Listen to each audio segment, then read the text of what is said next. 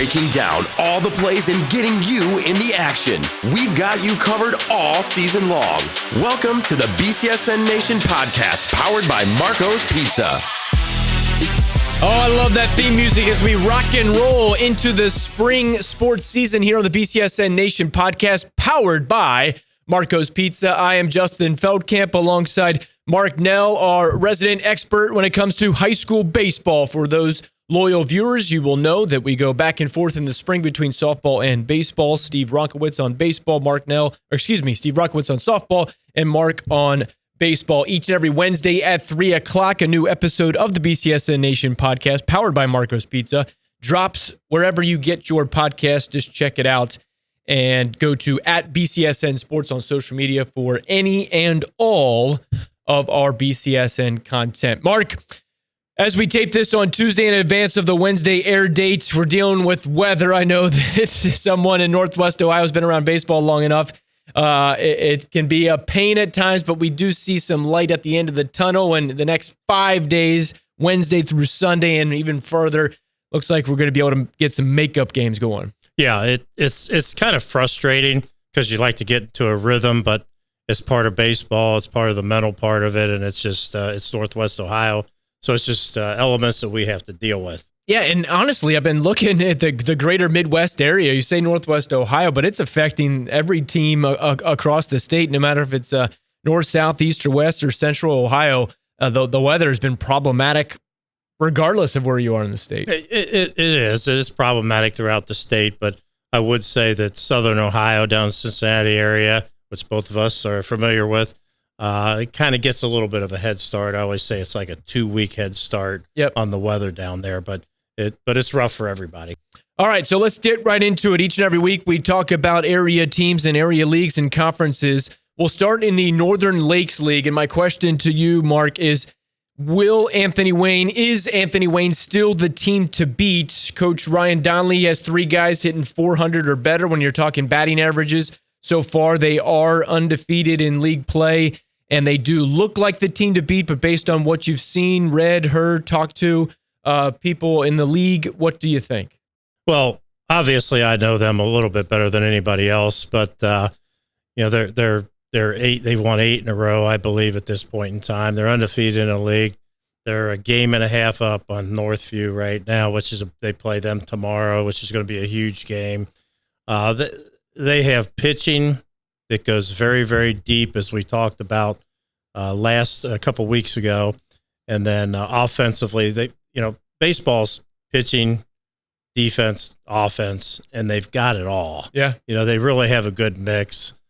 So, with some of their numbers hitting wise, they've got, 450, 426, 405, 395, 381, 7 guys hitting over 333. Pitching numbers, are pretty much off the chart as well. Yep. Sam Baker, Marco Morrison, Jack Bainfeldt, all of those 3 guys, 400 or better that I mentioned. You also got Mitch Harder, Cody Keller, and Tommy Lane. Yeah, those guys have played a lot of baseball, and they have a lot of experience at the varsity level. So I think they're feeling comfortable. So when you've been playing since a sophomore, that's a lot of those guys have, and they're going to be tough to beat. And they pick the ball too in the field. They play very good defense. Yeah, you mentioned that Wednesday showdown between Northview and Anthony Wayne, 2 teams that played very well last year. Those that don't remember, Northview ran the table in the postseason, won the Division I state championship for the first time in program history, first time in NLL history, if memory serves me, correct? So history-making team in 2022 was Northview, and they have a number of pieces back from that team, including Alex Dupree and Aaron Tullis, the new head coach who took over for Greg Sparka, who won the state championship last year.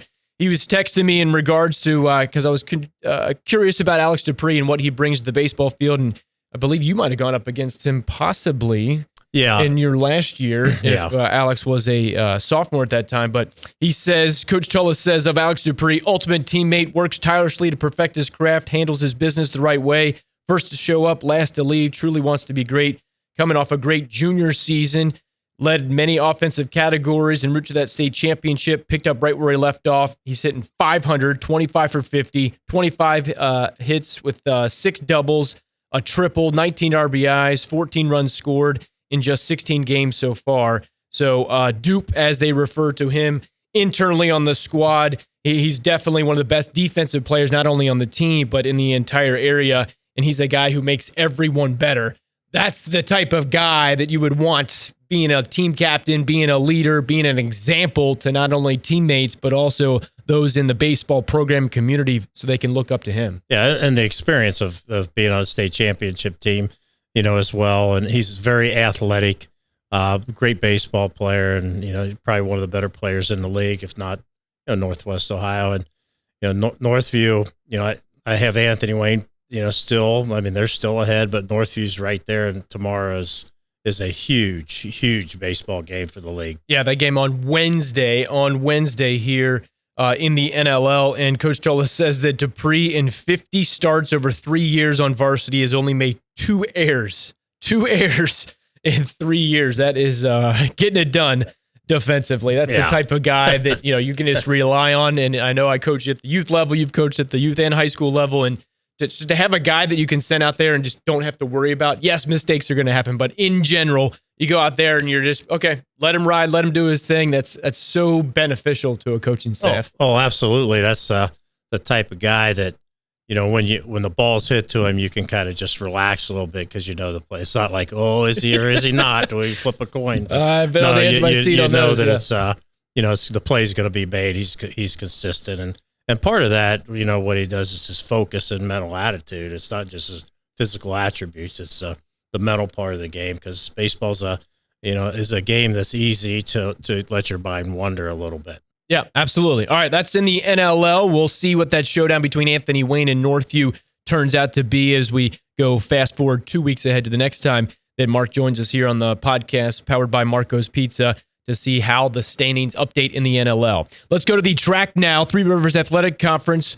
Which team is your surprise team in the TRAC, Mark? Well, I don't know if I want to completely say surprise, but I will say one that hasn't been talked about a whole lot, or we didn't have a chance to talk about it a couple of weeks ago, and there's really a couple of them.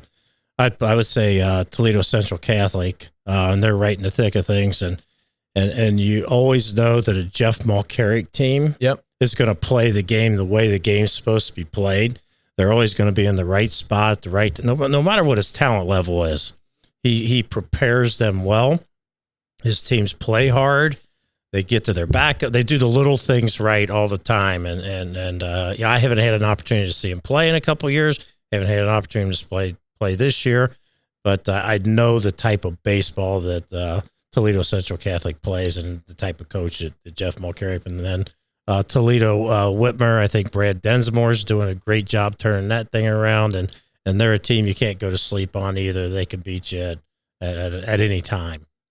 The favorites heading into this one were St. John's, Clay as well, and they're all still in the mix with roughly even less than half of the league games played thus far. But Cody Marcus, Central Catholic pitcher, is one to keep an eye on for some accolades within the TRAC. Another guy for Clay, Jared Horston. I reached out to Coach Jim Phillips over at Clay. Horston has gone 22 2/3 innings, 3-0 record, giving up just 6 hits, 1 run, 0 earned runs, 9 walks, and 32 strikeouts. That strikeout to walk ratio, I know, is such a big point of emphasis with coaches. It's huge, and I'm glad you brought up Jared, because I had a chance to see him throw against St. Francis early on, and not only is his numbers are very well, but I like the way he pitches, the way he paces the game. I mean, I always, it's a habit of mine as a coach. I always like my pitchers to throw the ball between pitches every 12 to 15 seconds. He was averaging about 11 or 12 seconds between pitches, so he works fast. And Justin, what that does for you is your defense likes to play behind a guy like that, because you don't get on your heels. And he's a strike thrower. He pounds the strike zone. He's an athlete. I believe he's a quarterback on the football team too. And he hits in the middle of the lineup for him. Yep. And very athletic young man. I don't think he's given him an earned run yet. Is that correct? Correct. Well-earned, well-rounded type of player. And Coach Phillips said strike percentage has gone up almost 8% from last year. So it's not a double-digit percentage, but it's amplified, I guess I could say, working ahead of hitters, like you mentioned, allowing his plus speed to benefit him. No matter how great your stuff is, getting into predictable pitch call situations gives hitters a tremendous advantage. And he also notes that Jared has signed with Ohio Dominican, so he's not necessarily pitching for that scholarship. He's got it in his back pocket and allows him, give him a little bit of freedom, a little less pressure to go out there and just execute. Yeah, he's like I said, he's got everything that you want to play behind. You know, if you're a shortstop sitting under heels, you know, you get guys that are throwing 20 to 25 seconds. The mindset, you lose your focus. It's easy to do that. It's just a natural thing that, you know, you want to work quick as you can, and it keeps everybody on their toes. As we talk about the NLL and track, a majority of the teams in those two conferences, leagues or conferences, are Division I teams. On the softball side, the latest state rankings have Springfield number 1 in Division I, Watkins Memorial number 2, and Anthony Wayne number 3. And then on the baseball side, Mark, I have the list right here. Top 20 coaches poll rankings in the state. Unfortunately, right now, 0 Northwest Ohio teams in the top 20. Anthony Wayne and Northview, both in the NLL, both in the receiving votes category, but somewhat rare. Typically, we would see at least 1, 2, possibly 3 teams from the track or Northern Lakes League combined in the top 20, but at this point in the regular season, not happening. Maybe that's not a bad thing. Okay. Why? Well, the element of surprise, maybe. Okay. I would say that, you know, Northview, I believe they came in second in the league last year. Yeah, they did not win. They won the state title, but did not win the league. They did not win the league, and you know, the state poll is deceiving sometimes. I mean, you have a certain amount of coaches in each division. I was actually on the poll. You receive information from each coach around, and if the coach doesn't get it in on time or whatever, then they don't make the cut that week. So It's a little bit deceiving. It's not like somebody goes around and watches every team in the state. You got to send in a resume weekly. So it's a great thing. It's the Ohio High School Athletic, or the Ohio High School Baseball Coaches Association is a phenomenal organization. Yep. But there's no clear-cut answer to get this exactly right. We got some good teams around here. Yeah. All right. So let's go from the NLL and track to the TAC. Toledo Christian and Ottawa Hills battling for the top. They would be originally scheduled to play on Tuesday. Inclement weather forced them to postpone that game, so they will meet again the first time around. Toledo Christian knocked off Ottawa Hills by a final of 2-1, but it seems as if those two teams, as of right now, are going to be vying for that top spot in the championship for the TAC. Yeah, I don't think there's any surprises there, even though Cardinal Stritch did knock off Toledo Christian, is what I have as their one loss. Correct. You know, it's Ottawa Hills is always going to be tough to beat with Sebastian Stevens on the mound. I'm sure that's who they're going to throw next time they play, whenever they make that game up. And, you know, it's kind of what we expected. And I believe that's their last league game, because I believe they only play 6. They play 2 rounds. Yep. So, and I was talking to, you brought up Cardinal Stritch. You're correct. They split with Toledo Christian, and Stritch's coach, Mike McGee, in his 6th year with the Cardinals. They're having a great season, and I was curious as to what's been the turnaround. They're 12-3 thus far. They have losses to Whiteford, Ottawa Hills, and then 1 game to Toledo Christian. The rest, they've won all those other games, so 12-3 through 15 games. Jacob Ball has been great, hitting .429. He's a junior. He said he worked hard in the winter to develop his skills. And talk about that, Mark, in the sense that, yes, we encourage all kinds of athletes to play multiple sports. At least I do, and a lot of people here at BCSN, I know coaches do as well. But to put some extra work in a sport when you're out of that sports season, and how beneficial it can be once you do hit the ground. Well, I like the multi-sport athlete as well, but you know, like, for example, I'll go back to Garrett Pike. He played all 3 current UT sports, player, current UT player. But Garrett, his favorite, you know, what he wanted to pursue after high school is baseball, which is what he's doing. And he put the time in after practices in football. He'd go home Friday night after a football game and get in his cage in his barn. Basketball games, he would hit every night. I mean, literally, he didn't miss a night. And so that, I mean, it takes work to get the time you put in your team practices if you want to make individual improvement, is just not enough. You have to put some time in on your own. Absolutely. A couple other guys in notes for Cardinal Stritch.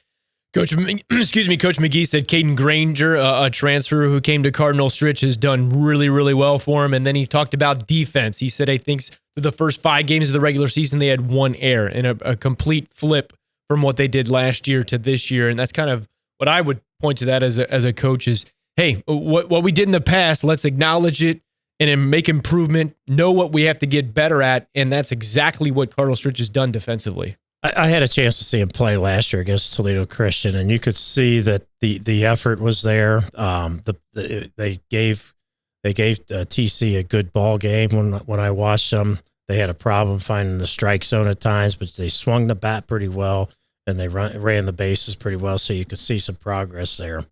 All right, let's go to the City League now. Start is undefeated in league play, and they are looking pretty solid in the sense of league play. They've gone outside. We talked about this last podcast, Mark, in the sense that they challenge themselves outside the City League and they take their lumps, but the development that they get from those games is beneficial and could pay off into the postseason.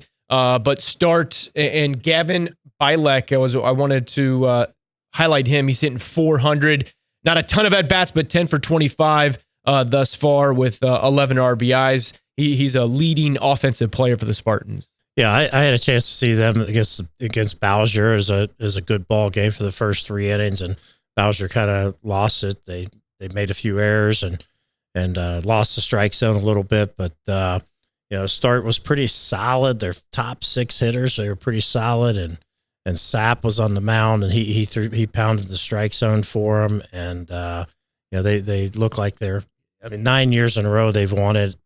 They're the king of the hill. It's going to be tough to knock them off, but Bowser gets another opportunity at him. Yeah, and I also want to make a note about Rogers head coach Maurice McNair. He took over the program not too long ago, and he's an uphill battle, acknowledging that from the get-go. But I do appreciate, even if it's a simple thing like a social media, to kind of create more awareness about the team, what the team's doing program-wise, what they're doing, win or lose. But I appreciate the efforts that coaches all across the area. And then as we talk about the City League with Coach McNair and at Rogers, starting small but trying to build that foundation and get more people to come out to play on the team, developing a coaching staff. And as you know, it can be challenging when you're rebuilding an entire program like he is. But hats off to people and coaches like that. It's anybody that's spending time with people who are not their children, and working with them. Mm-hmm. I mean, how can you not have respect for that? I was in a situation early in my coaching career when I was 23 years old. I was a head coach at Waynesville High School down in the Dayton, Cincinnati area, and I inherited a team that had won 3 games the 3 previous years. And you got to do a lot of digging through the school to get guys out that maybe hadn't played for a while, and that's what they're doing. And you got to appreciate those guys doing that. I got a lot of respect for anybody that puts that type of time in. All right, let's finish up on our conference to league breakdown here with the Northern Buckeye Conference. Eastwood, Genoa, Rossford, and Lake. Those are the preseason top 4. As of right now, roughly midway through the league schedule, Eastwood, Rossford, Lake, and Otsego. So we've seen a little bit of maneuvering in there, but once more, clear-cut Eastwood, number 1 in the state of Ohio. They're 16-0. Coach Kevin Leedy there played his ball at BGSU, and now he's leading the Eagles, and they have just been fantastic from the start of the season all the way until now. Very, very deserving of that number 1 ranking. Yeah, they're, I believe in the PBR, the overall elite rating, they're 8th for a Division III school mixed in with all the divisions. And the Division III PBR number 1, they're 7-0, 16-0. Overall, I'm sure that Rossford's going to have something to say about it when they get together. I believe they've got 2 times to play, right? They haven't played yet. So, but they have, again, a lot of guys who have been playing since they were freshmen, sophomores. And a lot experience is tough to beat. And they have multi-sport athletes. They have kids that know how to compete. They've won in football. They've won in basketball. and they've won in baseball, so they know how to win. They know what the expectations of what it takes to win. Yeah, and talking about two of those teams, Eastwood and Rossford at the top right now, and looking at some of the stats here, the names that stick out, Case Boost of Eastwood hitting 463, and Alex Williams of Rossford hitting 500. Two quarterbacks, we saw their names a lot and saw their faces and touchdowns and throwing and running on the gridiron in the fall, and now they're getting it done on the mound and at the plate for their respective baseball teams. So to see those types of athletes excelling in multiple sports, I love to see that. But there's a lot of talent up and down both of those rosters. Yeah. It's going to be a battle when they get out there and play. I hope I get a chance to see them. You want me to assign you to that one? Yeah, there you go. Put in a good word. Put in a good word for me. So, but Eastwood, they're at the top, and somebody's got to try to knock them off. So yeah, it's going to be a tough task. And it is worth noting the seed drawing for softball was this past Sunday. The seed drawing for baseball is this coming Sunday. So next time we talk, we'll have brackets in our hands and kind of projecting ahead as the tournament begins, sectionals, districts, regional states in mid-May all the way through that second week in June there. So seed drawing, take me behind the scenes here, Mark, in your coaching days. How do you guys meet? When do you meet? How does it all work out? How do you put it on a whiteboard? What do you do? It used to be on a whiteboard, and you go with your record, you go in and sell your team in person. Now online, you put a bio online, you seed online, you put which teams you want to seed or you want where. It's tough sometimes when you don't play those teams. And then you meet on Sunday, and then you pick your spot on the bracket. So it's probably the resumes are probably already in now, okay. Which, so this week may not count as much. I'm not sure the exact date they turn the resumes in, but it's probably in progress right now. And then you just go Sunday, and you know where you're seated, and you pick your spot on the bracket. You want to play right away, or do you want to wait a game or. Yeah, a little strategy. And does it go one seed gets the first pick? Yes. Right, all the way down? One seed gets the first pick. And, there's a rat tail games, and sectional semifinals. Yeah. It depends on where you want to put yourself. And so there's some strategy to it. Gotcha. All right. Let's continue on here into our next segment on the BCSN Nation podcast powered by Marco's Pizza. It's time for the BCSN Nation podcast question of the week. Send us your question on Twitter, Instagram, or Facebook using the @BCSN Sports and #BCSN Podcast. All right. Can you pod up his audio here for Mark as we continue here on the podcast? And the question of the week, Mark, is which high school players would you pay to see as a working member of the media and as former head coach? I don't think he's ever paid a single dollar to get into a game. But if he had to, Mark, who would you pay to see from Northwest Ohio or Southeast Michigan? Can I go over a few? Yeah, absolutely. Top to bottom, go for it. I'm going with Alex Dupree from Northview. Okay. We talked about him already. Athletic. Last week, we talked about Jack Benfield. Jack is just a leader, a three-sport guy. Competitor. He's playing first base. He used to be a catcher. His legs are banged up. Had surgery. Had a break at broke his leg at the last football game, so he's not able to catch. His legs are kind of beat up. Gotcha. I really like junior shortstop Bryce Anderson from Anthony Wayne and Benny Seals, outfielder for Northview. They're both, I would call, dirtbag players, just hard-nosed, always have the dirtiest uniforms. Yeah. I like that. Trent Bezick from Perrysburg, shortstop. I had a chance to see Perrysburg play Saturday and him play for the first time. Young junior shortstop. He's going to be a nice player in the NLL.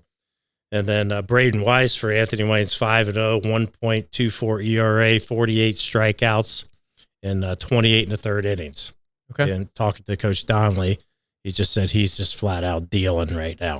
Gotcha. All great members of your list there. I'm going to throw in Nate Kress from Bowling Green. He's a future BGSU Falcon.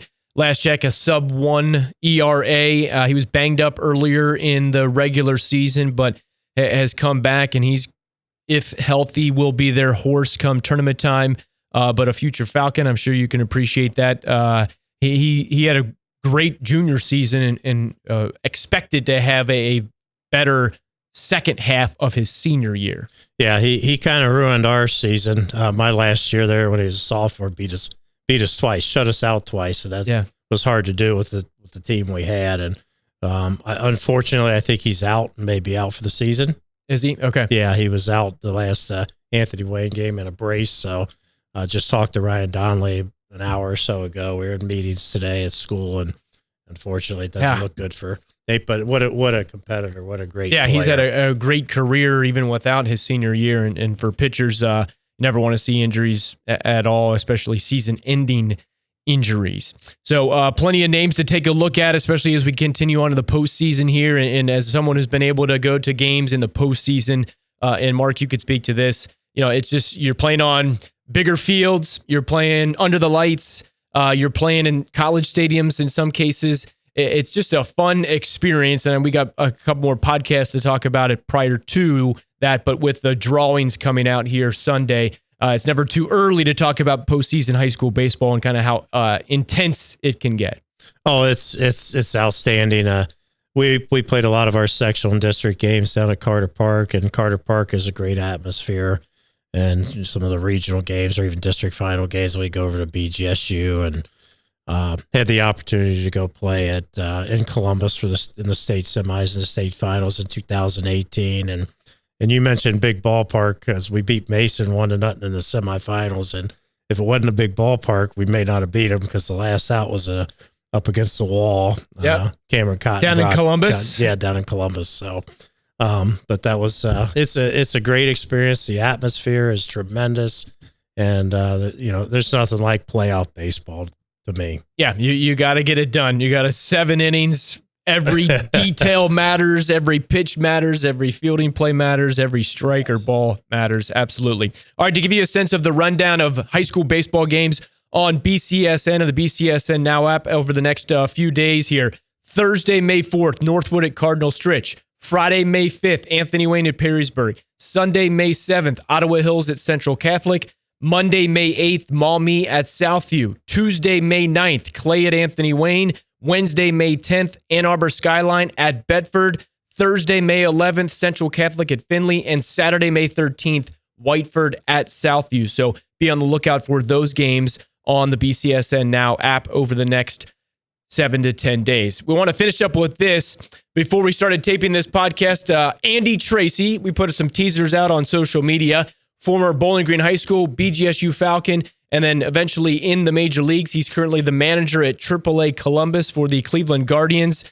Mark recruited 𝗦𝗫𝗀𝘶 to play at BGSU, so he is the next guest on Inside Out with yours truly here that will air on May 14th. But Andy's been great family, doing a great job with the Guardians organization. And what can you say about Andy as viewers get set for the May 14th episode?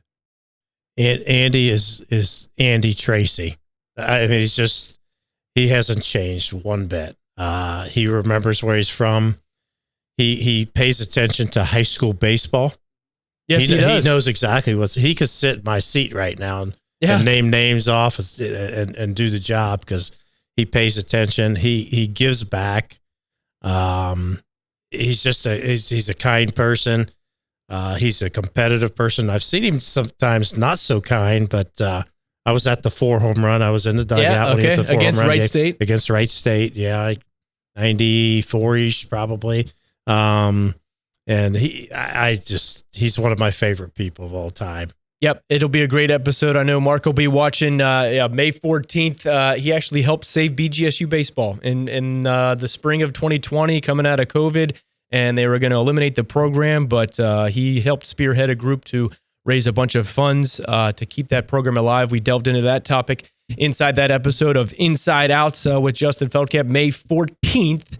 At 8 o'clock on BCSN. So we'll look forward to that. Maybe after you watch that, we'll talk about it on the podcast. Sound like a good idea? That sounds great. I'll talk about Andy all day. All right. And we'll talk baseball, any and all here on the BCSN Nation podcast powered by Marco's Pizza. For Mark, I'm Justin. Thank you so much for watching and listening each and every Wednesday at 3 o'clock.